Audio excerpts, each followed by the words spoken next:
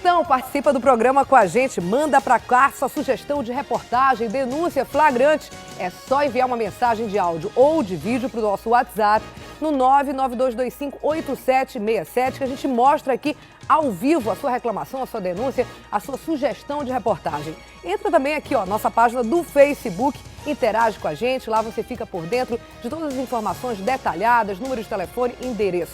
Eu quero aproveitar esse momento para mandar aí um abraço para o Paulo Sérgio Siqueira, que sempre se comunica com a gente pelas redes sociais. Valeu, Paulo, a gente continua aí esperando as suas notícias, as suas informações, a sua interação com a gente. Agora vamos lá para cima, direto com o RC Cop, ver como é que está o trânsito na manhã desta quarta-feira.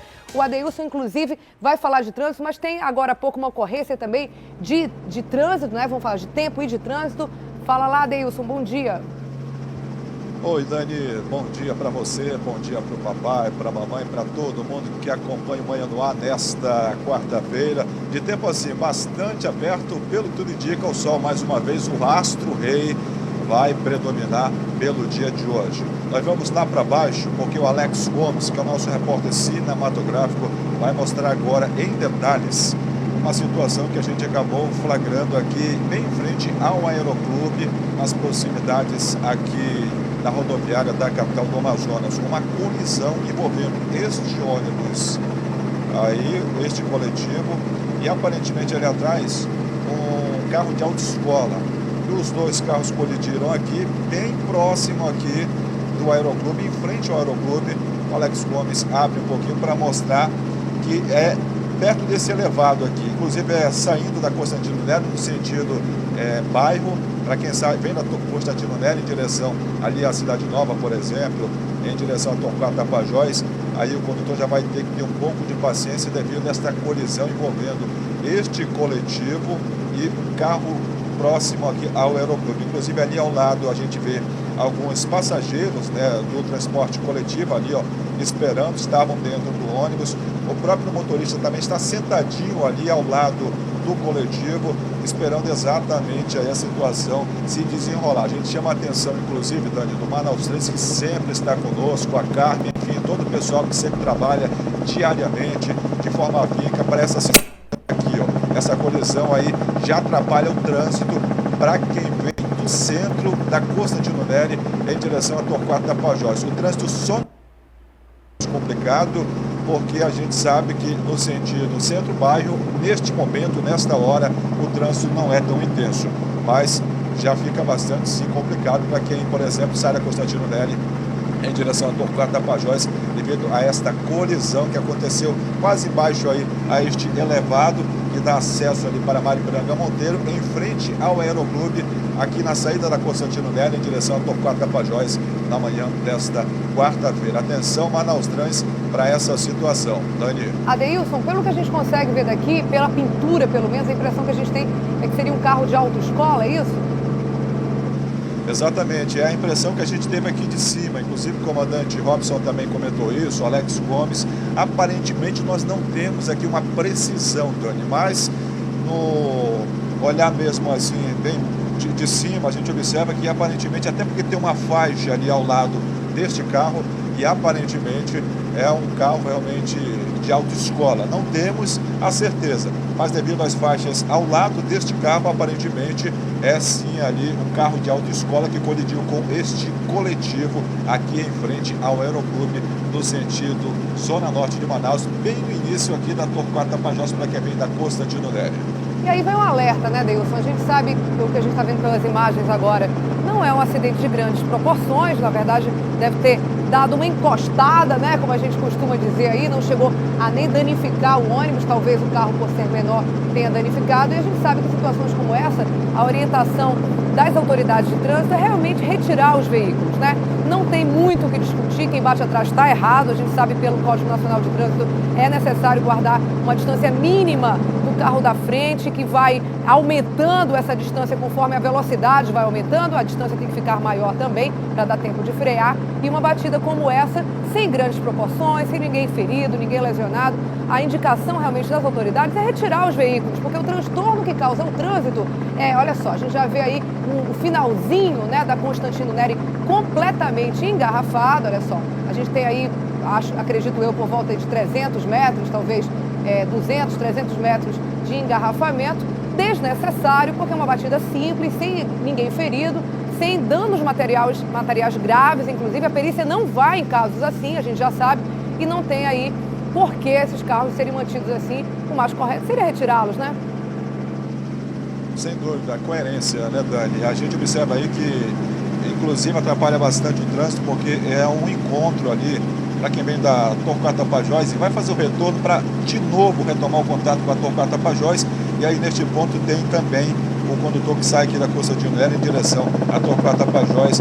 E aí, consequentemente, o trânsito fica complicado, fica bem prejudicado mesmo devido a essa colisão. Realmente, um pouquinho de coerência, a gente pode até citar assim, bom senso, já que a gente observa que só teve danos materiais nessa colisão entre este coletivo e o carro, aparentemente, um carro de autoescola. É um coletivo, um ônibus parado nesse momento aí no finalzinho, já embaixo do viaduto, em frente ao Aeroclube, a melhor referência que a gente pode dar, um pouco depois da Constantino Neri. Obrigada, Deilson. Vou pedir para o Alex segurar um pouco as imagens aqui. A gente vai continuar falando, por sinal, de ônibus, né? O acidente foi com ônibus e o assunto que a gente traz agora é com a Débora, que já está ao vivo, é ônibus também. O Procon Amazonas iniciou na madrugada de hoje uma fiscalização nas garagens de ônibus do transporte coletivo aqui em Manaus. E a Débora Holanda, como eu falei, acompanhou essa ação e traz os detalhes para a gente agora. Bom dia, Débora. O que foi feito nesse trabalho? Bom dia, Dani. Olha, a fiscalização começou por volta das 3 horas da manhã, lá na empresa Global Green, que fica na zona leste da cidade. Dentre os itens verificados estão a validade dos documentos, tanto do motorista quanto dos veículos, a questão de limpeza e higiene dos veículos e segurança dos equipamentos, que inclui estado dos pneus, cintos de segurança, saídas de emergência e extintores de incêndio. E ainda foi verificado também a questão da acessibilidade para os deficientes, que na verdade foi onde foram encontradas as irregularidades. A gente conversou com o André Luiz, que é lá do Procon, e ele vai dar as informações para a gente sobre a fiscalização lá na Global Green. Conforme denúncia, nós constatamos que realmente existe duas irregularidades, Uma que é o elevador para deficiente não está sendo funcional. Dos 20 ônibus que nós fiscalizamos, somente 2 estão funcional, mas com dificuldade. Inclusive os próprios motoristas alegaram a dificuldade de usar o equipamento por falta de manutenção. E foi verificado também que os outros equipamentos de segurança estão em conformidade, e que somente 2 ônibus também não estavam com o limpador do para-brisa, que é a parte integrante da segurança para o motorista e dos usuários também, que não estava funcionando. Então a empresa vai ser notificada dessas irregularidades constatadas para assim apresentar de imediato a solução e informar o Procon sobre o que foi realmente corrigido. E no decorrer da fiscalização, os próprios motoristas alegaram que a higiene e a limpeza dos ônibus não são feitos pela empresa, e sim se não for pelo próprio motorista, que é a obrigação da empresa fazer essa higienização. Então nós vamos verificar isso, fazer o levantamento, notificar a empresa e vamos retornar para ver se isso realmente foi regularizado. É isso mesmo, Dani. Na verdade, ele estava explicando para a gente que, nesse momento, é o período de notificação. As empresas têm 15 dias para se ajustarem. Caso isso não seja feito, o Procon pode voltar a fazer uma nova fiscalização, aplicar uma multa e, em alguns casos, até paralisar os veículos. As fiscalizações devem continuar porque as 10 empresas precisam ser fiscalizadas. Enquanto isso, a gente fica aqui na expectativa e vai atualizando aí nosso telespectador. A gente precisa... Volto com você no estúdio. Obrigada, a gente precisa acompanhar mesmo. Muita gente reclama exatamente do que foi dito aí pela fiscalização, pelo fiscal. Existe sim falta de manutenção nos ônibus, bancos quebrados, sujos, o próprio chão do ônibus, a gente vê muito esse tipo de reclamação. As pessoas, essa hora, tomaram banho, saíram de casa bem bacana para ir para o trabalho, chega lá e encontra um ônibus sujo, não tem a menor condição, né, Débora? Dani, inclusive, vale ressaltar que o Procon está fazendo essa ação porque recebeu denúncias. Então, fica aí a importância da população denunciar mesmo quando vê alguma coisa errada. Verdade, a gente continua acompanhando. Muito obrigada, Débora. Não pode ser assim não, tem que dar um bom, não só a quantidade de ônibus, tá chegando na hora certa, mas também as pessoas de manhã cedo saem, bacana, vão passar o dia fora de casa, tem que encontrar o ônibus logo cedo em boas condições, sem dúvida nenhuma. A gente continua falando sobre trânsito e depois de muita polêmica e anos de espera, foi assinado ontem, enfim, o contrato com a empresa que vai implantar o sistema Zona Azul. Nesse primeiro momento, o estacionamento rotativo vai funcionar no centro de Manaus. Vamos ver como é que foi esse anúncio. A Prefeitura de Manaus assinou ontem o contrato de concessão do sistema de estacionamento rotativo, conhecido como Zona Azul. Na primeira fase do projeto serão disponibilizadas 3.200 vagas em 4 ruas do centro da cidade. Cada vaga terá um sensor colocado no asfalto que vai detectar a hora em que o veículo estaciona. O compromisso deles é, a partir de agora, em 90 dias, implantarem 2.200 vagas, mais 90 dias, as outras 1.100 vagas iniciais. Então, nós, por perto do Natal, um pouco mais, um pouco menos, teríamos essas 15.000 vagas rotativas. É um sistema bonito, porque não coloca aqueles mini postes na calçada, que são feios, né? E a gente vê muito em cinema esse antigo, né? E é uma coisa no solo. Então, no momento em que o carro entra ali, ele passa a ser registrado pelo sistema. É tudo muito bem eletrônico e isso junto com profissionais capacitados e armados de bons aparelhos tecnológicos, dá para se fazer um sistema que funcione perto do perfeito.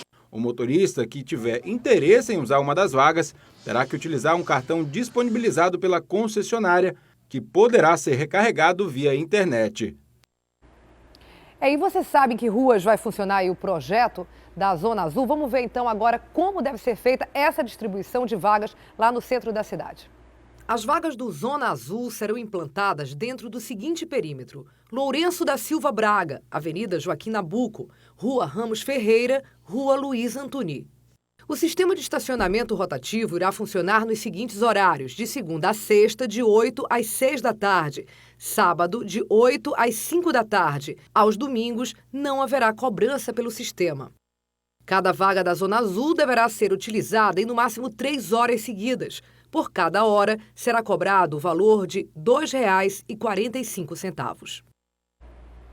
E com essa rotatividade maior de carros, a Prefeitura espera aumentar de cerca de 3.500 vagas que existem hoje no centro para até 16.000 vagas, já que espera-se que aquele carro que ficou ali o dia inteiro parado tenha uma rotatividade, as pessoas arranjem uma outra maneira, enfim, utilizem o serviço que vai fazer no centro em menor tempo para que pague menos e assim possa girar e o maior número de pessoas, de usuários, pessoas que têm o carro, possam usar o centro da cidade. Eles querem exatamente isso, que as pessoas voltem a frequentar o centro da cidade. A gente sabe que um grande empecilho para que isso ocorra hoje é essa questão do estacionamento. A gente espera, então, que agora, subindo de 3, pela expectativa, até 16.000 vagas pela rotatividade, isso, de fato, possa acontecer. Ainda falando de trânsito, desde a semana passada começaram a ser instaladas defensas metálicas em lugares de Manaus onde há muito acidente de trânsito. O material é tradicionalmente usado em rodovias de alta velocidade e serve aí para diminuir o impacto em caso de batida. Vamos ver como é que é. Até o fim de outubro, a Secretaria Municipal de Infraestrutura espera construir quase 2 quilômetros de defensas metálicas nas principais vias da cidade. A medida levou em conta um levantamento do Manaus Trans em pistas consideradas perigosas. A gente tem uma série de vias que tem inclinação para fora da pista. A gente tem vias que elas oferecem risco de carros passarem de uma faixa para outra e causar acidentes, como já houveram acidentes, o caso do acidente do dia 28 de março foi um exemplo trágico aqui para nós. O acidente na Avenida Djalma Batista, entre uma caçamba e um micro-ônibus, resultou na morte de 16 pessoas no dia 28 de março do ano passado.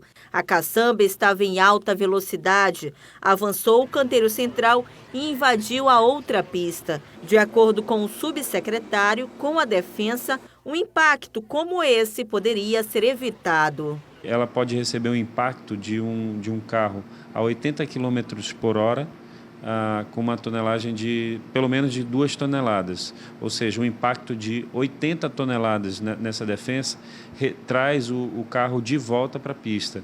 A roda vai bater na defensa e vai voltar para a pista. Por enquanto, as barras vão ser instaladas na Avenida Torquato Tapajós, mas a previsão da Seminf é que a Alameda Cosme Ferreira, no São José, a Avenida Coronel Teixeira, na Ponta Negra, e a Avenida das Torres também possam contar com essas defensas, que vão receber as cores preta e amarela para servir de alerta aos motoristas.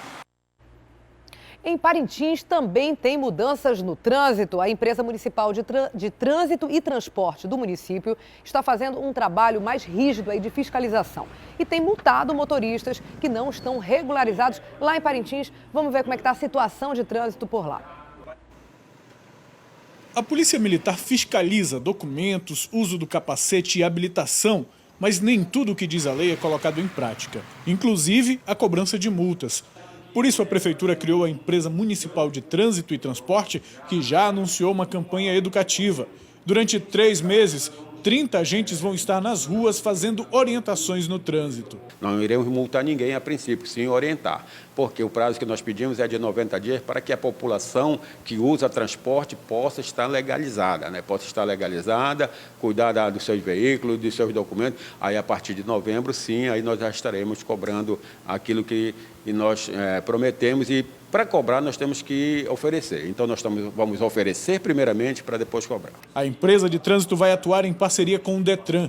Mais de 100 pessoas vão receber treinamentos para atuar nas ruas e as multas já serão lançadas no Sistema Nacional. Quando a fiscalização for implantada, cerca de 60% da arrecadação com multas e impostos deve ficar no município. A nova receita deve ser utilizada em investimentos e melhorias no trânsito da cidade. Além de captar mais recursos, a atuação da empresa de trânsito pretende reduzir os índices de acidentes causados pela imprudência. Os motoristas aprovaram a iniciativa. É bom, né, para a legalização do nosso trânsito, né, que os pessoal se conscientizar mais, né, que está acontecendo muito acidente. Tem que ter habilitação mesmo para poder dirigir. Tem muitos colegas que não tem mesmo.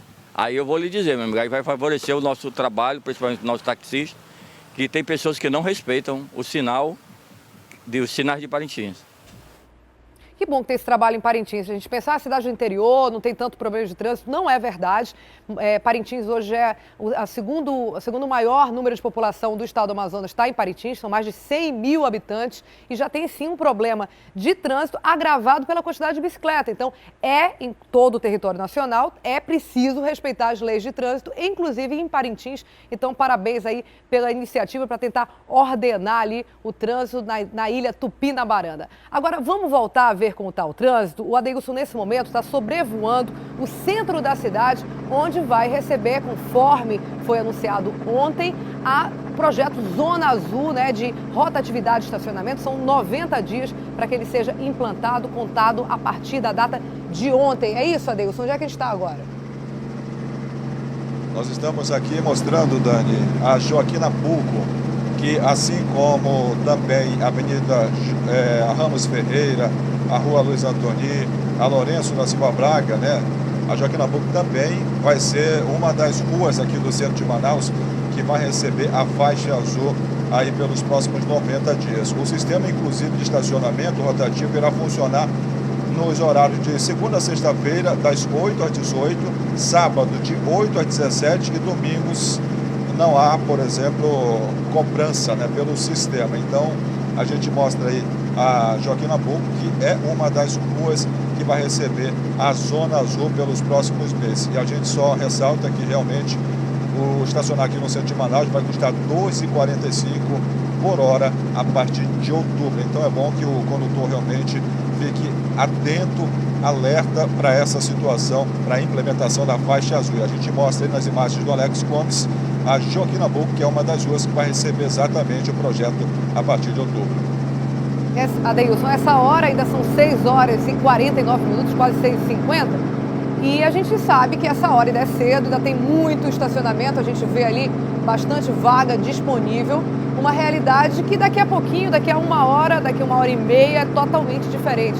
A gente sabe que muitos desses carros são pessoas aí que trabalham no centro da cidade e acaba ficando o carro estacionado durante o dia todo, né? O que a prefeitura quer evitar é que as pessoas tenham quase que vagas cativas, que é o que acontece hoje. A gente sabe que isso é um problema, um transtorno muito grande para quem trabalha no centro da cidade, mas, assim, foi levado em consideração que, pelo bem de todos, é preciso que haja essa rotatividade. Além do mais, é fato também que vai aumentar a arrecadação, né? O prefeito anunciou ontem que o dinheiro, parte do dinheiro, é uma parceria com uma empresa particular que vai durar 10 anos, com mais 10, outros 10 anos podendo ser renovados, e parte dessa arrecadação, cerca de 11%, vai para os cofres da prefeitura, segundo o prefeito, para ser utilizado também no trânsito. Como a gente já disse, é um projeto polêmico, justamente por isso demorou muito tempo para ser implantado, mas aí agora já tem um prazo aí de 90 dias, contar de ontem, várias ruas, pelo menos 3 ruas nesse primeiro momento no centro da cidade, entre elas a Joaquim Nabuco, que a gente sobrevoa nesse momento, passam a ter a partir de outubro a então zona azul. Fora isso, tá tudo tranquilo aí, eu estou vendo quase não tem movimento, e a cidade ainda está acordando aí pelo centro, né, Adeilson? O povo ainda está acordando por aqui e acompanhando, claro, o Manhã no Ar aqui no centro de Manaus. E um detalhe sobre essa questão da zona azul, só para a gente realmente deixar bem claro que cada da zona azul deverá ser utilizada em no máximo 3 horas seguidas. E mais uma vez, a cada hora, né, será cobrado o valor de R$ 2,45. Uma questão de adaptação do condutor que normalmente vem aqui para o centro e fica o dia inteiro. Não vai ser fácil, mas tem que ser adequado, Dani. Verdade, vai ter muita reclamação aí no início, mas enfim, lei é lei, é uma normatização, a gente tem que cumprir. Obrigada, Deilson. Daqui a pouco eu te chamo de outro ponto da cidade, porque agora a gente vai mudar de assunto, vai falar de um vídeo que começou a circular na internet ontem e tem deixado aí muita gente revoltada. Você viu? Eu vi esse vídeo realmente revoltante. As imagens mostram um homem maltratando um cachorro. As cenas foram gravadas no Conjunto Viver Melhor por um vizinho do agressor. O Márcio Azevedo está ao vivo e conta pra gente essa história agora. Bom dia, Márcio. Como é que foi isso?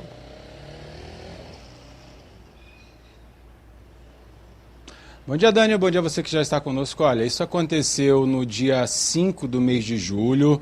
Essas imagens foram gravadas no Conjunto Viver Melhor, na zona norte de Manaus, e o agressor já foi identificado. As imagens foram feitas depois que ele agrediu o cachorro de nome Scooby com uma barra de ferro. A justificativa do homem para ter agredido o cachorro é que o enteado dele teria sido mordido pelo animal. O que contaram a nossa produção, que esteve ontem ao local, depois que esse vídeo começou a ser divulgado, é que a criança, brincando, puxou o rabo do animal e o cachorro, a reação dele foi dar uma mordida no braço da criança, uma mordida superficial. Aí, a partir daí, esse homem, que foi identificado como Marcos Roberto Amorim da Silva Júnior, de 23 anos, se armou com uma barra de ferro e começou a espancar o cachorro. Os vizinhos revoltados pegaram os celulares e começaram a filmar no momento em que ele puxava, arrastava o cachorro pelo rabo para jogar em uma lixeira. Inclusive, no vídeo, ele faz ameaças aos moradores. A gente, inclusive, tem esse áudio. Vamos ouvir o que ele diz aos moradores aí.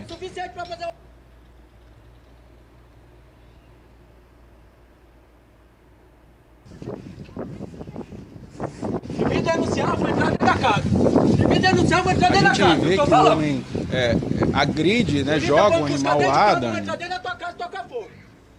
O que eu tô te falando? Somos suficientes para fazer... Depois disso, né, os moradores não se intimidaram, esperaram um pouco a poeira baixar e vieram até aqui na delegacia de meio ambiente, que fica dentro do prédio do 23º Distrito Integrado de Polícia, aqui na rua Paul Adams, no Conjunto Xangri-Lá, no Parque 10, e denunciaram. Levaram esse vídeo, fotos do animal na lixeira e foi aberto o inquérito. Ele foi intimado a comparecer na delegacia. Ele esteve já aqui no dia 23 de julho, prestou depoimento e vai responder em liberdade por um inquérito. Porque, infelizmente, Dani, e quem está nos assistindo, o crime que ele comete é capturado na Lei de Crime Ambiental, no artigo 32, e prevê uma lei de 3 meses a, no máximo, 1 ano de prisão e multa. Como a pena é muito baixa, ele não vai ficar preso. Se condenado, vai responder, vai pagar a pena alternativa ou vai prestar serviços comunitários ou pagar cestas básicas, mas de fato preso atrás das grades, isso não vai acontecer com ele. Mas ele está respondendo a esse inquérito. O animal foi resgatado por uma professora e amiga dela, que levaram ele no veterinário e estão fazendo de tudo para salvar. Por que aconteceu? O animal teve as duas patas dianteiras quebradas e perdeu a visão do olho esquerdo. E ontem nossa produção foi atrás dessa mulher que resgatou o animal e ela conversou com a gente, inclusive ela está pedindo ajuda. Vamos ouvir o que ela diz. Ele estava desmaiado lá, só mesmo respirando. E os meninos trouxeram ele para mim e eu passei a cuidar dele. Chamei um veterinário, ele foi atendido, né? Ele passou de remédio, eu passei a dar os remédios para ele. Aí, em certo dia, apareceu a Tereza, que está me ajudando muito. E, através dela, eu conheci o arquiteto Kennedy, que está me ajudando muito também. Está doando a cadeirinha de roda para ele. A gente se juntamos e mandamos fazer a cirurgia dele, do braço. Foi bem demorada, ele perdeu bastante sangue. Demos R$300, ainda está faltando 350 ainda. E a gente ainda não tem que arrumar esse dinheiro para dar para o veterinário. E a gente vai levar ele novamente para fazer os curativos e ver como está a patinha dele. E aí a gente espera a justiça, né? Porque ele fez foi muito feio. A gente espera que não se repita novamente. O Scooby era um cachorro muito dócil. Ele brincava de bola no pátio com os meninos, chutava bola. E ele fez isso na frente de todas as crianças. Foi um trauma para as crianças. A minha filha ela acordava de noite chorando, assustada de ver ele bater no animal, brutalmente. Foi muito feio.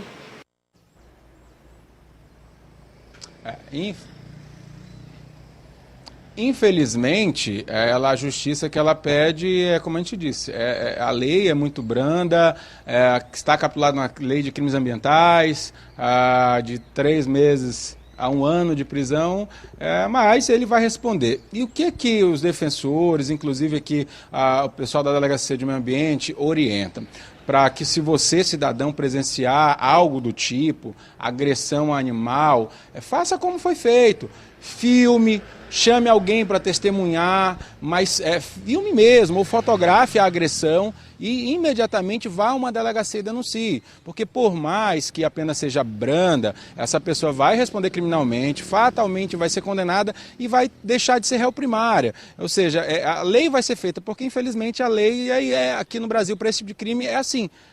A punição é branda, mas eu acho que a população tem que fazer como essa mulher, esse pessoal, esses moradores do Viver Melhor fizeram, filmaram, trouxeram a denúncia aqui para a delegacia primeiro e revolta, né? Essas imagens começaram a circular ontem e revolta muito e agora a gente vai ver, né, se de fato esse rapaz aí, o Marcos Roberto Silva Júnior, vai fazer o que ele disse aí no vídeo, vai entrar na casa dos moradores que denunciaram ele para agredir. A gente acha que depois do que aconteceu é bem difícil que ele faça isso. E, infelizmente, a gente agora vai esperar o desenrolar do caso para ver o que vai acontecer, realmente, se a justiça vai condenar ele pelas agressões desse animal. Vamos torcer aí que o animal se recupere. Se você puder ajudar, a gente tem os números aí que você pode fazer essa doação do dinheiro que estão precisando. Como ela falou, ainda falta uma quantia para pagar a cirurgia que ele foi submetido. Os números estão aí no seu vídeo. Entre em contato com ela, faça a doação para a gente ajudar esse animal aí que ficou brutalmente agredido por esse rapaz lá no Viver Melhor no início do mês de julho. Daniel.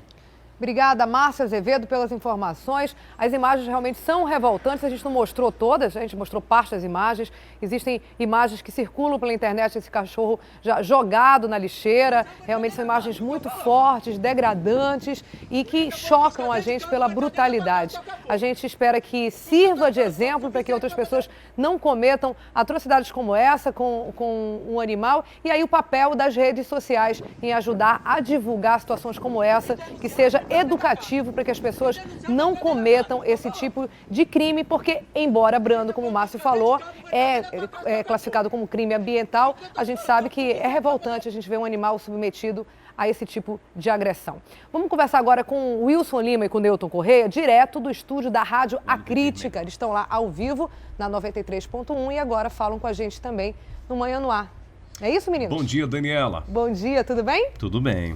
A gente vai falar de alguns projetos, entre eles, agora de um projeto que separa os detentos pelo tipo de pena, pela data, pelo tamanho da pena que ele vai cumprir, é isso? Exatamente, pela gravidade do crime que ele praticou, né? Porque hoje o que a gente percebe é que quem roubou uma galinha tá junto com o cara que é narcotraficante, com o cara que matou estuprou. 500.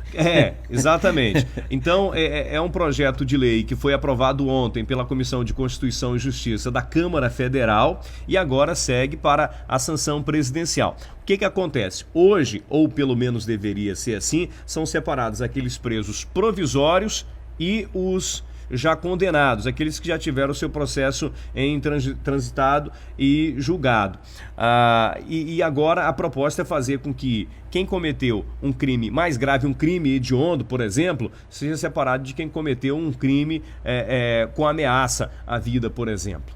Então, muita gente acaba dizendo, do jeito que é hoje, que ali é quase uma faculdade do crime, né? Porque às vezes a pessoa nem tem aquele contato fora da cadeia com um bandido daquele nível de perigo, né, que oferece para a sociedade, e ali acaba se envolvendo com companhias muito piores, né? E acaba saindo da cadeia muito pior do que entrou, né? É a grande acusação e na maioria hoje. Das vezes acabam sendo recrutados pelo tráfico, né? Porque se não fizer, morre, inclusive, exatamente, dentro da cadeia ou fora quando sair. Nas cadeias, como a gente sabe aqui, há o xerife, há o cara que manda, há o cara que determina para que cela você vai. Esse projeto que foi aprovado ontem na CCJ é um projeto que já veio do Senado, já foi aprovado no Senado, inclusive foi um projeto do então senador Aloysio Mercadante, que hoje é o ministro da Casa Civil, e agora só aguarda a sanção presidencial. E aí eu fico me perguntando o seguinte, como é que isso vai acontecer na prática? Porque hoje, o que diz a lei é que preso provisório tem que ser separado de preso condenado. E isso não acontece, a gente percebe que isso não acontece. E aí a gente vê... Em tese seria, né, Wilson, até mais simples de fazer, em tese. Sim, exatamente, né, mais simples de fazer, não acontece. A qualificação do crime, lógico. Imagina uma situação dessa daqui para separar todo mundo. É verdade. E a outra situação, eu acho que a ideia do legislador é uma ideia muito interessante, você fazer esse tipo de separação. Agora, eu percebo que o mundo e os legisladores continuam girando em torno do mesmo círculo. Ou seja, não consegue ver a coisa além da prisão. Parece que a prisão é a solução para tudo. E, no entanto, ela distorce ainda mais aquele que entrou pelo pequeno crime a um mundo maior da criminalidade. Então, acho que precisa-se pensar numa outra solução. E está muito claro que o sistema prisional no mundo é um sistema falido.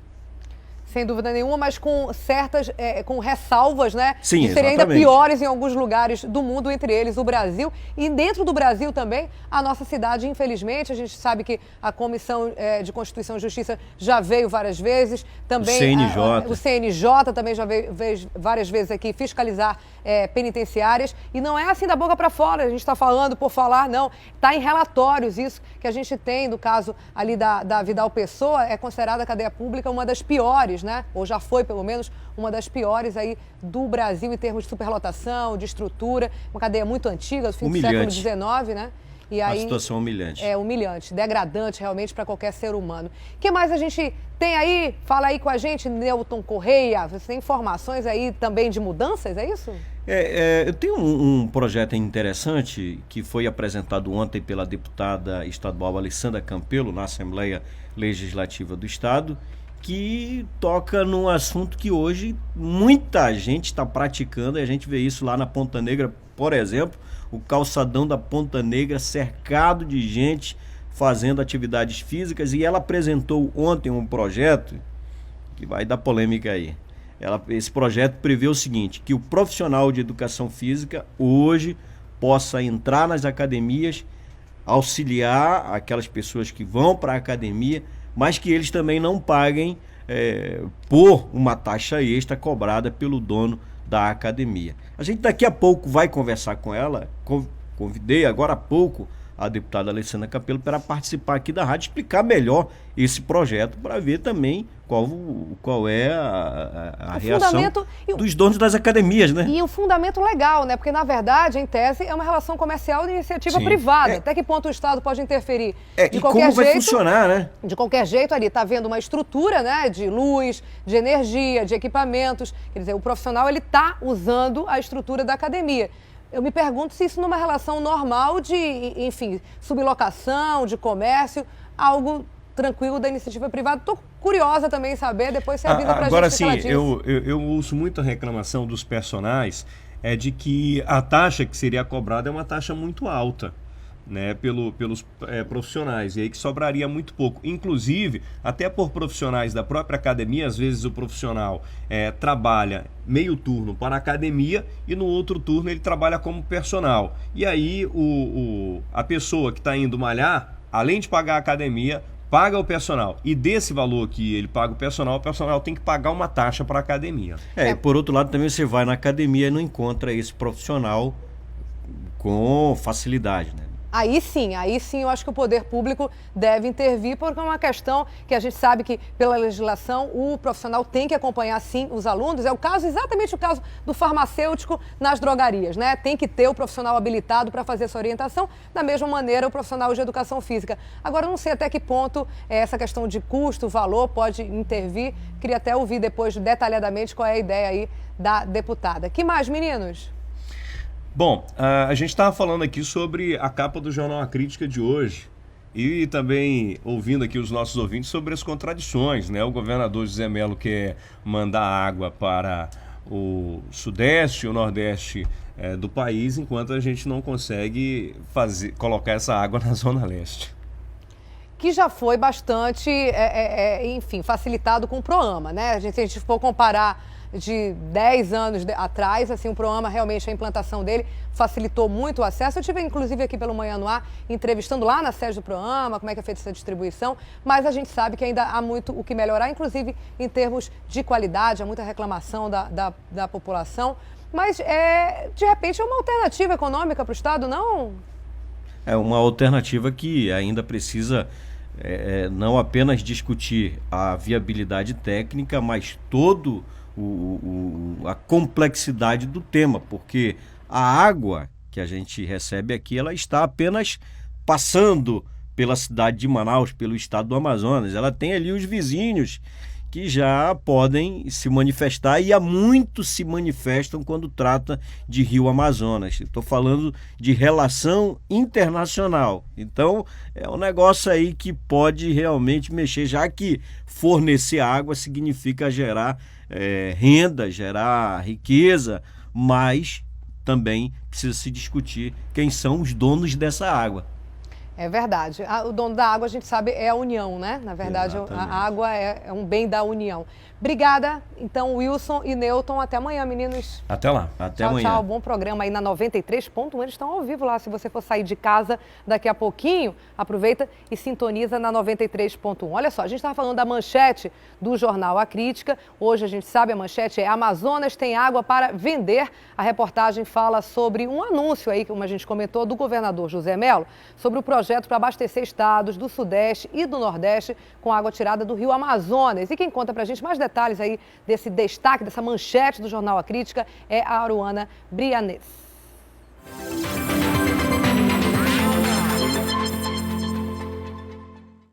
Bom dia, Daniela. Bom dia a todo mundo que está assistindo o Manhã no Ar. Jornal A Crítica de hoje, que já está nas bancas, traz uma matéria que interessa a toda a população do Amazonas, porque fala de uma riqueza do nosso estado, que o governador José Mello volta a propor que seja revertida em dinheiro para o Amazonas. O que é vender a água do Rio Amazonas? O governador já havia feito essa proposta lá atrás, em fevereiro, voltou à carga com esse assunto e agora com mais elementos. Ele diz que fez um estudo de impacto ambiental e que já está com tudo pronto para apresentar à presidente Dilma Rousseff a ideia de construir polidutos que vão levar a água do Rio Amazonas para o Nordeste e para o Sudeste do Brasil. Além dessa matéria, a Crítica destaca também um crime no ramal do Brasileirinho que chocou e assustou os moradores de lá. E, para aliviar um pouco, a gente tem a cobertura completa sobre o sorteio das oitavas de final da Copa do Brasil. O sorteio aconteceu ontem e no jornal de hoje você vai conferir que a gente vai ter jogos dentro do mesmo estado, 2 times brigando por vaga na final, como, por exemplo, o Vasco e o Flamengo, que vão se enfrentar nas oitavas, e o Corinthians e o Santos. Estas e outras notícias estão no seu Jornal A Crítica. Quem ainda não comprou pode correr para a banca que ele está lá.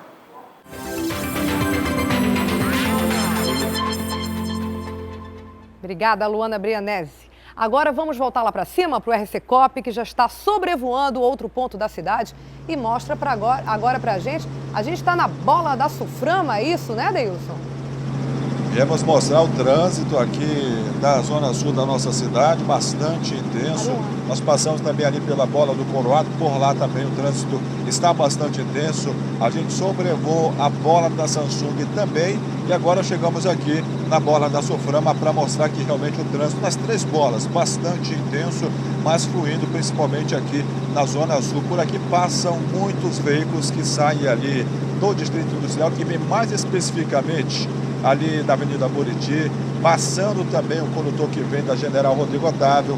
A gente mostra aí a chegada da General Rodrigo Otávio, aí um pouco lento, o condutor que vai tentar entrar na bola tem que ter um pouco de paciência, um pouco de cuidado, até porque a preferência é da bola. Só na chegada ali da Bola da Suframa que o trânsito para quem sai aqui da General Rodrigo Otávio realmente está um pouquinho lento.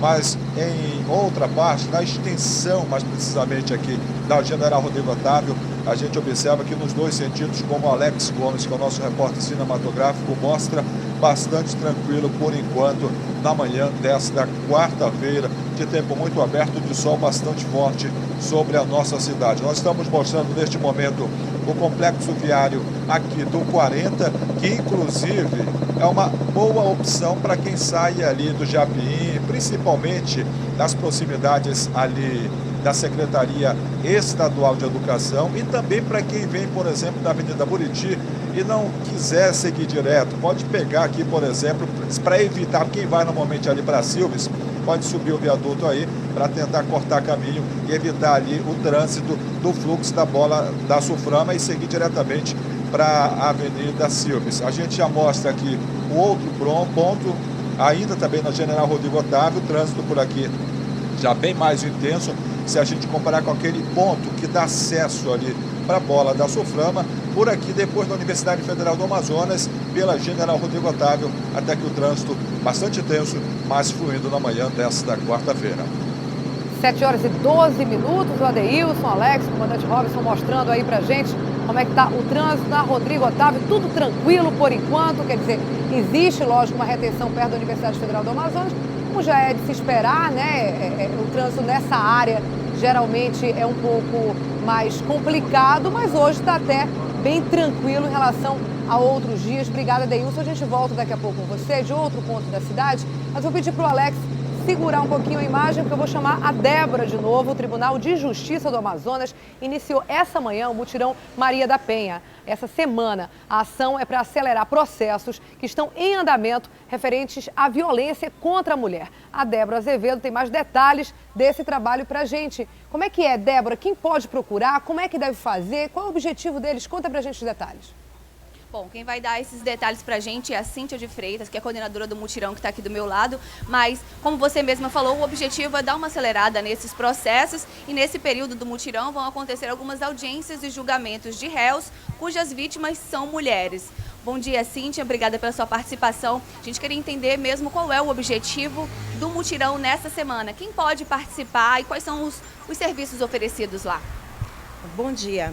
O mutirão da Maria da Penha vem com esse objetivo de dar uma celeridade aos processos, onde vítimas e requeridos dos processos estão participando das audiências. Nesse momento, 3 juízes estão atendendo em torno de 40 audiências por dia, e é durante toda a semana. Agora, além desse trabalho, que é específico da campanha Paz, Nossa Justa Causa, nós temos também os projetos do juizado que estão sendo desenvolvidos durante todo o ano.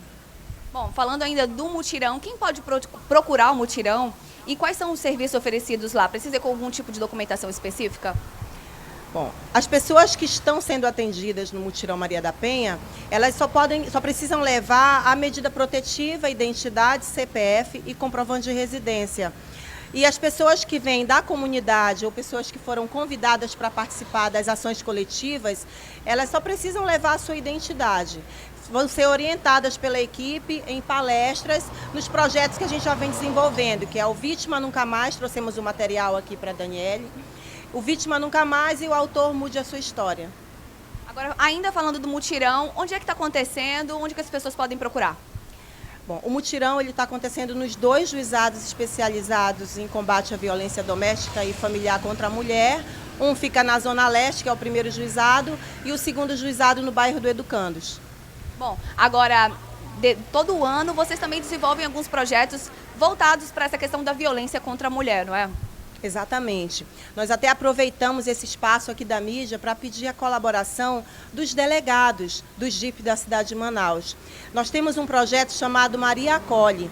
Toda segunda, sexta-feira do mês, as vítimas que vão denunciar a violência doméstica nas delegacias já podem ser convidadas para essas reuniões mensais que acontecem no segundo juizado e no primeiro juizado Maria da Penha. E os autores do crime contra a mulher têm a quarta sexta-feira do mês para procurar o juizado e receber orientações da equipe multidisciplinar. Além do projeto Maria Vai à Comunidade, que é um projeto que difunde a Lei Maria da Penha, que hoje, inclusive, nós estaremos no sistema prisional e fazemos a divulgação da lei nas escolas, centros de convivência, centros de referência, que são os CRAs, e para toda a comunidade também que recorre ao juizado para obter essa informação. Débora, eu queria fazer uma pergunta para a Cíntia. A grande dificuldade que tem em relação à violência contra a mulher é justamente as pessoas terem medo de denunciar. Muitas delas têm uma dependência econômica do seu agressor, temem pela segurança dos filhos. Eu queria que você defendesse para as pessoas que sofrem, estão assistindo isso em casa, ou sofrem com isso, ou tem algum parente que sofre, um vizinho, a importância de denunciar para sair aí dessa relação de escravidão moral que muitas mulheres têm com o seu agressor. Bem, Daniela, o caminho realmente é a educação, é a informação. Porque essas vítimas, elas desconhecem totalmente até os trâmites do processo e sequer se reconhecem como vítimas dentro de um ciclo de violência. E realmente, apesar de 98% da população conhecer a Lei Maria da Penha, 85% também crê que denunciar traria um risco à sua própria vida. Então, o importante é que essas pessoas sejam orientadas, que o juizado ele promove esse serviço socioeducativo. Nós temos 5 projetos sendo desenvolvidos e um deles é exatamente o Maria Acolhe, que faz esse acolhimento humanizado das vítimas, e toda segunda, sexta-feira do mês, a equipe multidisciplinar promove palestras no auditório do CREAM, que fica situado no bairro do Educandos, para as vítimas que estão denunciando crimes de violência doméstica. Ensina termos dos processos, o que é retratação, o que é revogação, o que vem a ser o ciclo de violência, o que fazer para romper esse ciclo e onde elas precisam buscar ajuda. Agora, Dani, a Cíntia preparou aqui uma surpresa para você, não é isso, Cíntia? Exatamente. Esses são os materiais dos nossos projetos, os folders, inclusive associando também outros temas ao fenômeno, que vem a ser a alienação parental e a dependência química, que impacta e potencializa o fenômeno. Temos o projeto Maria Vai à Comunidade, como já falei, que hoje nós estamos visitando o sistema prisional feminino. E temos o projeto Maria Acolhe, que eu faço novamente o apelo aos delegados, que quando a vítima for procurar, denunciar e fizer o boletim de ocorrência, que ela seja encaminhada na segunda, sexta-feira do mês ao juizado, e os autores de violência sejam encaminhados na quarta, sexta-feira do mês, que essa atividade ocorre anualmente.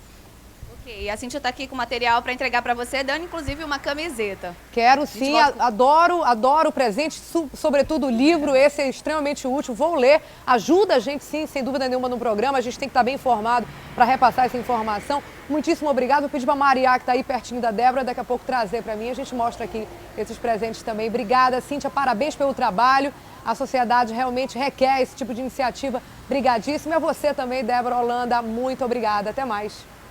Tchau, tchau. E em Manacapuru, cerca de 600 famílias foram retiradas de um terreno na manhã de ontem. A operação foi coordenada pela Polícia Militar em cumprimento a um mandado de reintegração de posse de uma área que já é disputada judicialmente por uma família e uma madeireira. Houve aí um certo conflito. Vamos ver a reportagem da TEV. Tratores entraram no terreno. As famílias tentavam salvar o que dava. Ninguém deixa entrar, o que ele faz até bastar aqui dentro. A reintegração de posse da comunidade Leão de Judá, em Manacapuru, contou com o apoio de policiais de Manaus. Os ocupantes disseram que receberam o aviso durante a madrugada, mas não teriam tido tempo de sair das casas. Eles entraram atirando spray de pimenta, bala de borracha, com muita violência. As crianças, vai um corre-corre, atropelando as crianças, entendeu? Pessoas passando mal. Há uma suspeita de que tá um comentário que tem uma pessoa morta aí dentro. Entre os invasores, havia indígenas. Mura, ticuna, apurinã, fora as outras, arara, tudo aí dentro. Eles chegaram atirando, conversaram não. Tá aqui, ó, a prova aqui, ó. Tá vendo? Mas, de acordo com o SAMU, não houve feridos no confronto e a polícia negou uma morte no local. Não tivemos nenhuma constatação, nem por parte do SAMU, que também nos apoiou aqui no local, de alguém ferido. Tivemos sim uma tentativa, de lesão corporal do índio que disparou uma flecha em direção a um policial nosso. Graças a Deus e pelo uso do equipamento adequado, essa flecha não veio a atingir e lesionar o policial porque ficou gravada no seu colete. Esta é a quarta tentativa de desocupação desde que a área foi invadida há 3 anos. O terreno já é disputado judicialmente pela empresa Madeiral Amazonas e por Guilherme Alves Vasconcelos. Fazem 12 anos que a gente tenta essa reintegração, agora com a entrada da nova juíza. Ela deu a posse, para as duas partes, até o processo vindo do STJ. 4 horas depois do início da desocupação, todas as famílias já tinham sido retiradas. A gente não pode passar desse ponto porque o batalhão de choque está aqui garantindo que ninguém entre na comunidade Leão de Judá. Mas dá para ter uma ideia do que está acontecendo lá dentro. Lá atrás existem algumas casas que estão pegando fogo. Os tratores estão trabalhando na parte mais afastada da comunidade. E esses barracões aqui devem ser os últimos que vão ser colocados abaixo. Os bombeiros informaram que não havia risco do fogo se alastrar. A gente já está intervendo lá, como não há acesso para viatura, nós estamos colocando o pessoal com bombas costais e mais abafadores, nós estamos já atuando lá no local. A polícia confirmou a saída de cerca de 600 famílias e disse que manteria os homens no local até que os barracos fossem totalmente destruídos. Nós vamos sair daqui quando o oficial de justiça, juntamente com os requerentes, constataram que já é possível se fazer a entrega formal dos lotes. De acordo com o comandante do 1º Batalhão de Choque da Polícia Militar, armas foram apreendidas e 4 pessoas foram detidas e levadas para a delegacia de Manacapuru.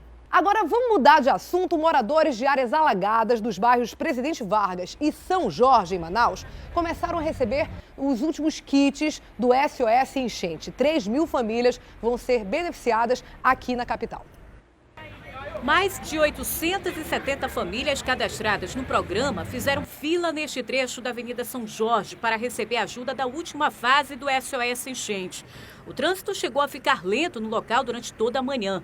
Além de cestas básicas e colchões, dependendo do número de pessoas que vivem na mesma casa, algumas famílias levaram um fardo a mais de alimentos não perecíveis. Vai dar umas 3 semanas, 3 semanas, um mês, né? Por aí. Vai ajudar? Vai ajudar bastante. Esses itens já estavam sendo aguardados pelos moradores que chegaram a fechar um trecho da via há 2 semanas para pedir um benefício de R$300. O dinheiro ajudaria no aluguel até que os rios voltassem a baixar. À medida em que a água vai baixando, o lixo vai acumulando. Aqui no Igarapé de São Jorge, por exemplo, onde aconteceram vários mutirões de limpeza, a situação continua a mesma. A preocupação agora é com os perigos que a seca pode trazer. A doença está dando muito rato, bastante rato. E ele está secando muito devagar o rio. A gente não sabe mais o que fazer. Esperar secar só. Enquanto isso, a Alessandra vê das janelas de casa uma esperança de um dia sair desse lugar. Eu estou esperando. de sair daqui. A gente imagina o quanto, né? A entrega dos benefícios do SOS Enchente vai até o dia 7 de agosto, a próxima sexta, em 16 pontos diferentes aqui de Manaus. Quanto ao lixo nos igarapés, mostrado aí na reportagem, a CEMUSP informou que realiza ações diárias de limpeza e que há um monitoramento desses locais para evitar o acúmulo de lixo. Disse também que, infelizmente, falta aí bom senso da população, de algumas pessoas da população, para não poluir ainda mais o igarapé. É uma pena, a gente sabe que é verdade. A gente pede mais uma vez que as pessoas tenham cuidado com o próprio lixo, sobretudo aquelas que moram nessas áreas de risco, porque justamente o lixo que é jogado pela janela ou na porta de casa, em algum momento vai voltar e piorar ainda mais a situação que já é complicada. A gente vai mudar de assunto agora. Estava pensando em comprar um carro, mas aí decidiu pisar no freio, é isso? Você não está sozinho, não. A exemplo de vários setores da economia, o mercado de automóveis anda retraído. E para piorar, gente, aquelas facilidades todas que a gente estava já acostumado na compra de um carro acabaram. E aí os consumidores voltaram a apelar para aquele velho e bom consórcio. Vamos ver a reportagem da Lani sobre o mercado de carros em Manaus. No salão, as ofertas ganham cores para chamar a atenção e tentar atrair o consumidor que anda sumido por aqui. E esse cenário no mercado de automóveis pode ficar ainda pior. Infelizmente, nós tivemos uma queda muito grande a nível nacional. Os números já fecharam até julho. Nós estamos com uma queda de 23% do mercado em relação ao ano passado. Existe uma projeção aí de chegarmos a 25%. Eu acredito que em Manaus nós devemos chegar a 25% a 30% essa queda. Fábio arriscou, fez cortes no orçamento, vendeu a moto e conseguiu dar entrada em um carro novo. Eu pesquisei, andei em uma e outra loja, até chegar aqui e encontrar o carro e o preço ideal para o meu orçamento, para eu poder comprar. Dei uma entrada e vou parcelar o restante em 48 vezes, dentro do meu orçamento, dentro do meu limite, para poder pagar direitinho. Mas nem todo mundo consegue se planejar. Por causa da inadimplência, as restrições aumentaram. No ano passado, por exemplo, bastava dar 20% de entrada, ter o nome limpo e o cliente já saía da loja com um carro novo. Agora a situação é diferente. Para o financiamento, os bancos pedem, no mínimo, 30% de entrada. Com isso, muita gente recorre aos carros usados. Parece que os seminovos são uma boa opção em ano de crise. Com o valor de mercado mais baixo, a entrada também fica mais leve. E aí, é fácil levar um para casa. Segundo dados da Federação Nacional de Distribuição de Veículos Automotores, para cada 0 quilômetro que sai da concessionária, outros 3 usados são vendidos. E em Manaus, o cenário não é diferente. Pela primeira vez, o nível de carro de financiamento do seminovo foi maior do que o nível de financiamento do novo. As pessoas hoje estão procurando a trocar o bem pelo um valor um pouco menor. Então, com isso, realmente a venda do seminovo no primeiro semestre foi maior do que do novo. Uma outra opção que traz vantagens é o consórcio. Para evitar prejuízos em ano de crise, essa concessionária investiu nessa modalidade. O consórcio é uma ótima opção para quem planeja comprar carro, tanto no longo prazo quanto no curto prazo, porque às vezes a pessoa tem até entrada. Ele pode comprar a carta de crédito, dar um lance no primeiro mês e ser contemplado e vir cá e tirar o carro. Quando você pega as taxas de juros baseado numa Selic mais alta, o consórcio não te cobra juros, ele te cobra uma taxa administrativa. E essa taxa administrativa é muito menor do que a taxa de juros de um financiamento de um automóvel. As facilidades agradaram Valdenise e o marido. Nós já procuramos em várias concessionárias, né? E continuamos procurando. E aqui a gente obteve um resultado melhor, né? O consórcio veio assim a calhar realmente muito bem. E quem está aqui com a gente para esclarecer todas as dúvidas com relação à melhor opção de compra de um carro nessa época de crise é a economista Suzana Alencar. Bom dia, Suzana. Prazer recebê-la novamente aqui. Você já está conhecida aí do público do Manhã no Ar. Obrigada por você vir mais uma vez aqui no nosso programa. Obrigada. O que fazer nesse momento? Quem quer comprar um carro, quem precisa comprar um carro, o que deve fazer, Suzana? Pois é, a gente observa aí que essa crise que a gente vem sentindo, ela mudou não só o hábito do consumidor no setor imobiliário, mas também no setor, digamos assim, na hora de você comprar um veículo. Ou seja, o consumidor hoje ele está analisando com muito mais calma, muito mais precaução a hora de estar contraindo esse novo endividamento, né? Então, o que acontece? A gente tem percebido aí essa busca pelo carro seminovo. Por que disso? A gente pode considerar que o carro seminovo, ele já tem uma depreciação por já ser um carro de 4 a 8 anos, que é o que está sendo procurado agora. E aí é um carro que também ele foi comercializado na época, há mais ou menos um ano atrás, ele teve aí o desconto do IPI, que isso aí considera mais ou menos um custo de 7% a 10% na redução do veículo. Ou seja, é um carro que tem aí um total de mais ou menos 30% de desconto comparado a um veículo novo, de 0 a 3 anos. Quer dizer, durante 9 anos, esse setor, o setor automobilístico nacional, só apresentou números positivos, foi uma crescente, né? A redução do IPI ajudou muito, facilidade de pagamento, tinha muito carro sendo fabricado, muita gente comprando. De repente, a gente começou a acompanhar pelos noticiários os carros ficando nas grandes montadoras, sobretudo no interior de São Paulo, aquelas garagens todas lotadas de carro, né? As garagens das fábricas, e porque mudou essa relação de compra. Os bancos passaram a ser mais rigorosos, e é exatamente o que está acontecendo agora. Entradas maiores, prazos menores e mais restrição de compra, inclusive, né? Isso. A gente tem acompanhado essa mudança nas operações financeiras. O que está acontecendo? O consumidor está se deparando aí com uma taxa de juros mais cara, ou seja, antes você conseguia aí um financiamento em torno de 2%, dependendo do seu relacionamento com o banco e da sua situação cadastral creditícia, você tinha uma taxa até de 0,8%, 1%. Hoje em dia você paga fácil uma taxa de 3,5% até 4%, ou seja, dobrou a taxa de juros praticamente. E aí, como o brasileiro não tem o hábito do planejamento, ou seja, da compra antecipada, planejada, ele se endivida... Para pagar à vista, né? Para pagar à vista, ele se endivida para estar adquirindo aquele bem. O que acontece? Ele acaba pagando aí nessa alta de juros 2 veículos, 3 veículos. Então, assim, é um processo que a gente vem percebendo que isso está causando a retração na hora da compra do veículo novo. Porém, a gente espera que o brasileiro tenha mais consciência na hora de estar fazendo essa compra e que faça planejado, que ele calcule, porque a gente não calcula, né?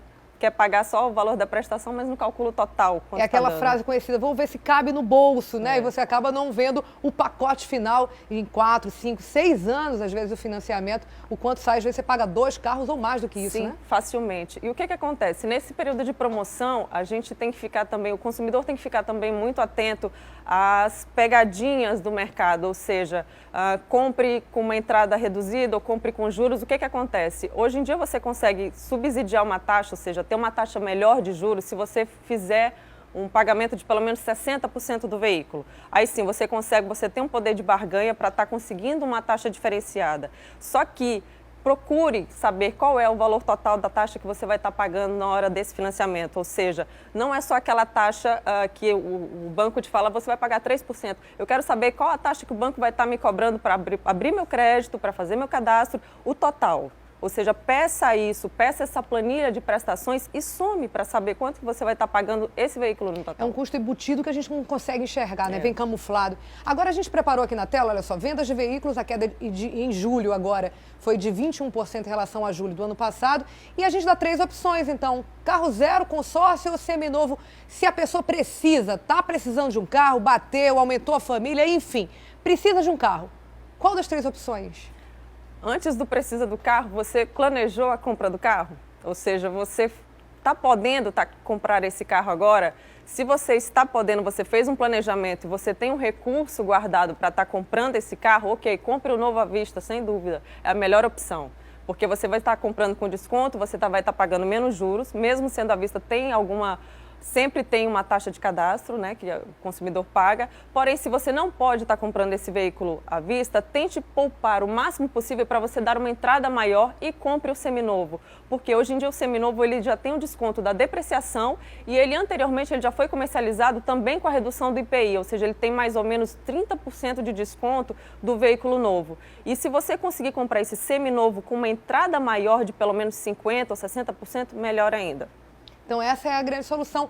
Até porque, como você falou, esse seminovo, se ele tem entre 4 e 8 anos, ele pegou justamente essa fase onde tinha muito carro, onde tinha muita facilidade de pagamento. Provavelmente o antigo dono dele não teve tanta dificuldade assim para pagá-lo por causa das facilidades oferecidas pelo mercado e também pelo poder público, né? E na época tinha isenção do IPI também. Exatamente. Então já comprou por um preço mais baixo. Provavelmente, se ele está vendendo porque quer trocar ou porque está precisando do dinheiro, provavelmente esse benefício que ele teve na compra, pode ser que seja revertido agora na venda. Sim, com certeza. E uma última dica, Daniela, que a gente gostaria de ressaltar, é que com questões de promoções, que o consumidor ele sempre fique atento a adquirir cartaz, anúncio, encarte, qualquer documento físico para a promessa na hora da compra, das facilidades, os descontos, os seguros que as montadoras estão oferecendo. Se você ficar desempregada, a empresa vai bancar aí 2, 3 meses de prestação.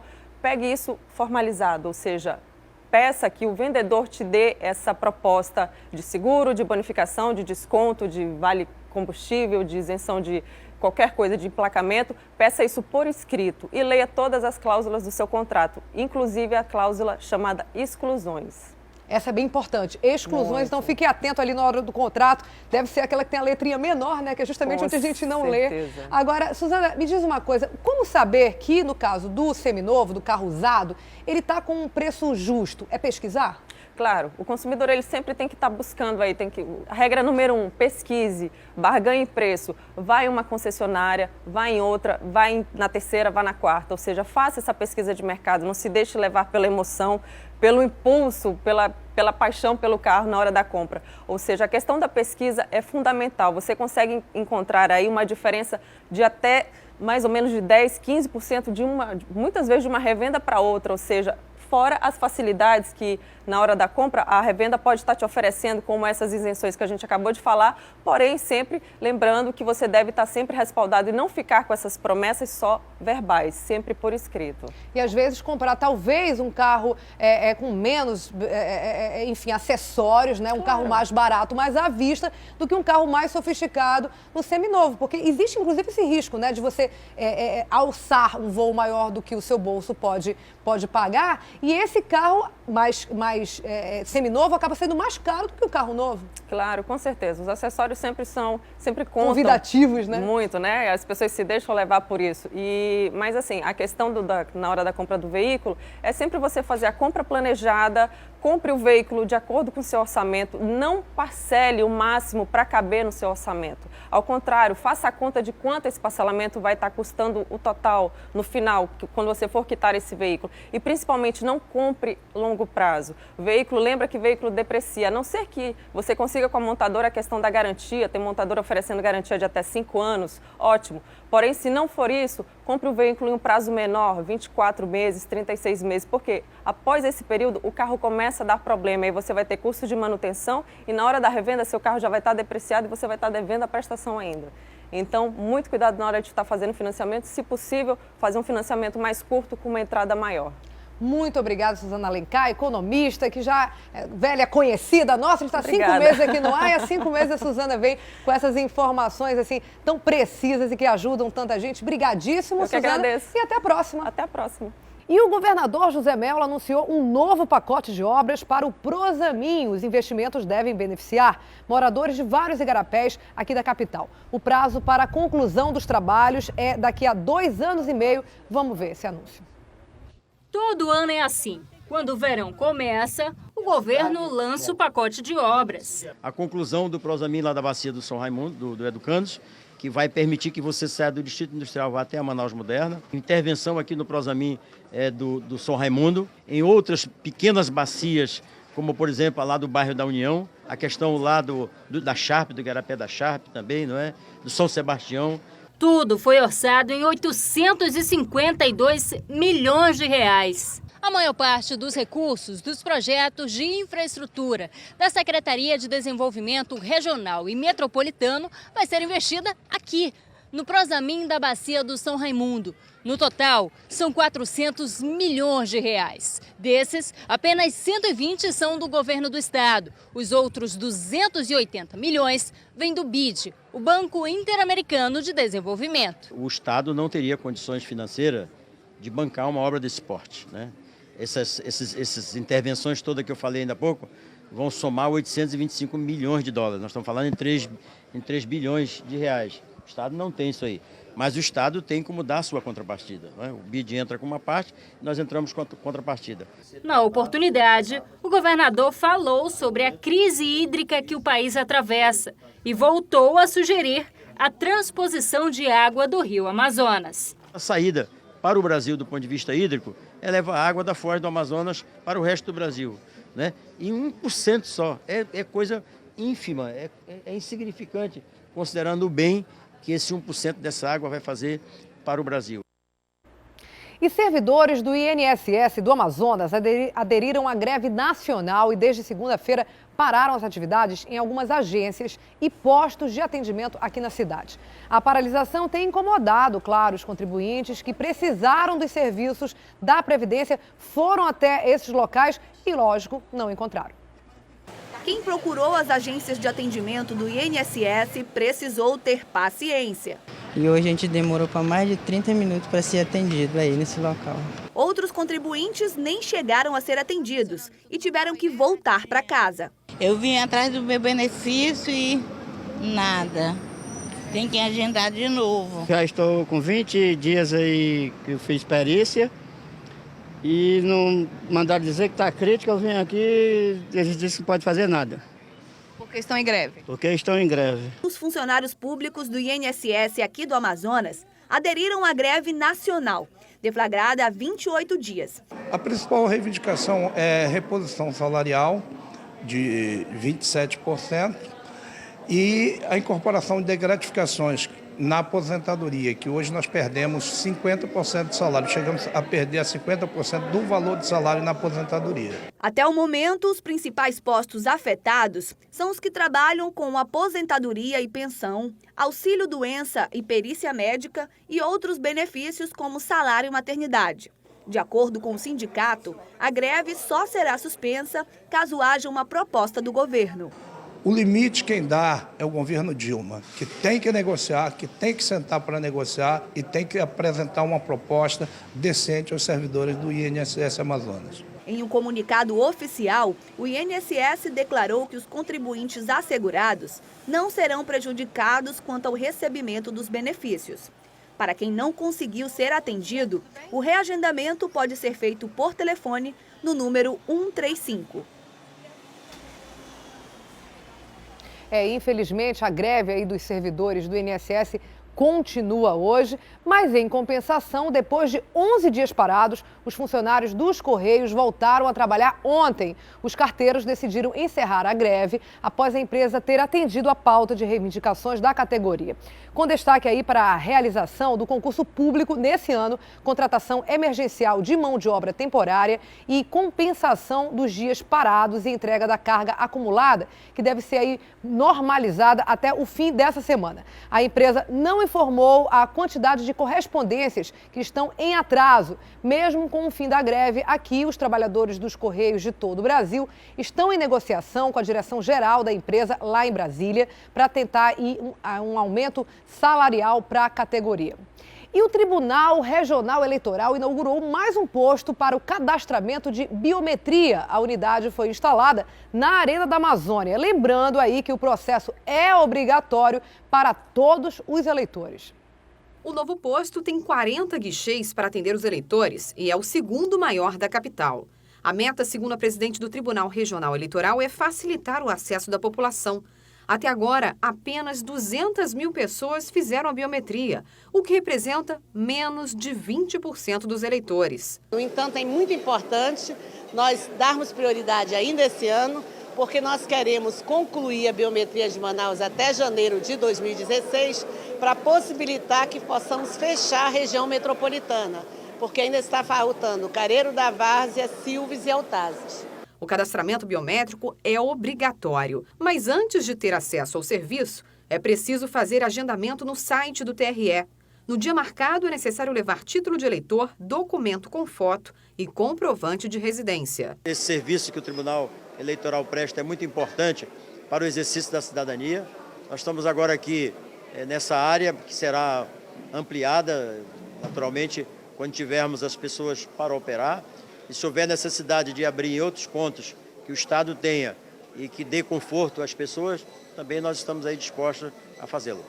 Dona Elaine gostou da localização do novo posto. Olha, eu nem fiquei esperando, vim direto. Entendeu? Já estou sendo atendida já. Só está um pouco dentro por causa do sistema mesmo, mas se fosse isso, eu já estava em casa de volta.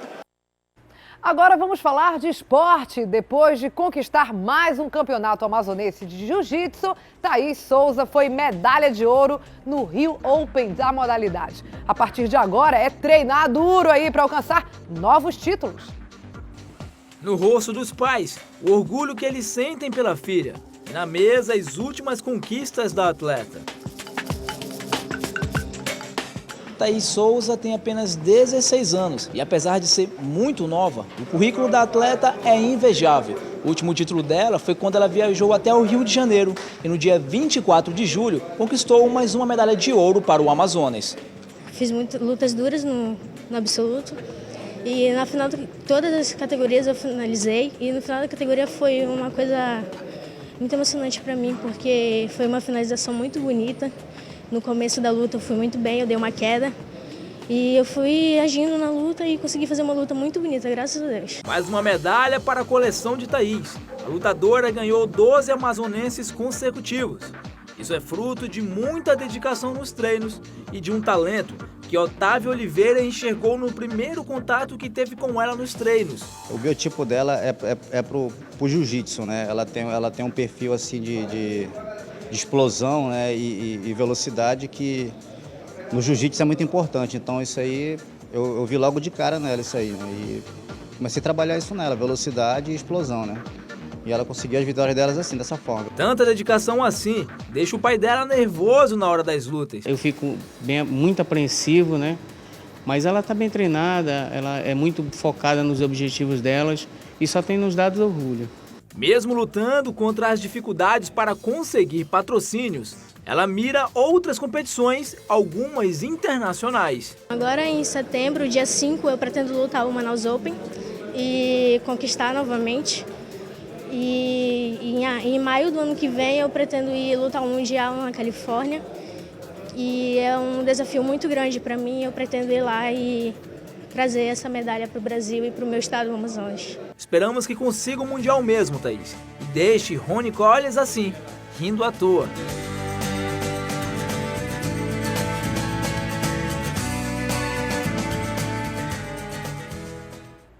Todos nós rindo à toa, torcendo aí pela Thaís, mais um talento do esporte no nosso estado.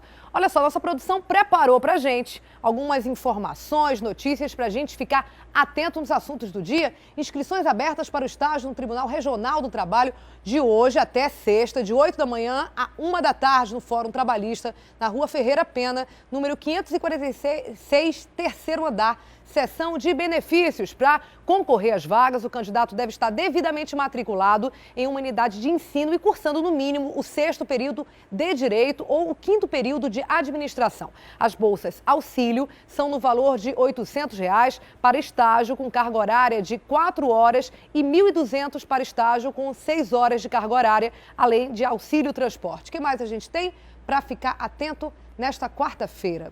Tacacá na Bossa, adoro! Hoje, às 7 da noite, no Centro Cultural Largo de São Sebastião. Os shows acontecem todas as quartas-feiras, como a gente sabe, com a apresentação de artistas regionais. Hoje é a vez da banda Caboclo Crioulo. O público também vai poder conferir algumas músicas inéditas que serão gravadas no novo CD da banda. A entrada, lógico, a gente sabe que é gratuita. Olha só, aqui a gente tem os presentinhos, né, que eu ganhei da Cíntia Ribeiro. A Cíntia, que é representante do Tribunal de Justiça, que esteve aqui hoje mais cedo falando lá com a Débora. E olha só, estão aqui os presentinhos, tem o livro Maria Vai à Escola, conversando sobre a violência doméstica na família, violência contra a mulher. E aqui a Lei Maria da Penha, para a gente ficar bem informado, com disque denúncias. É uma leitura muito importante para todo mundo que conhece alguém, que sabe que alguém vive esse problema, até às vezes na sua própria casa. Também folhetos informativos. E eu ganhei também da Cíntia aqui uma blusa. Muito obrigada. Lembrando que o Mutirão Maria da Penha vai até sexta-feira, dia 8, de 8 da manhã até as 5 da tarde. As audiências estão sendo feitas no Fórum Zacarias Menescal, Azarias Menescal, que fica na Cidade Nova. Então, se você passa ou conhece alguém que passa por esse problema, não deixe de ir lá participar. É importante para todos nós. São 7 horas e 54 minutos. O Manhã no Ar fica por aqui, agradecendo muitíssimo a sua companhia nesta manhã de quarta-feira. Tchau, gente. Até amanhã.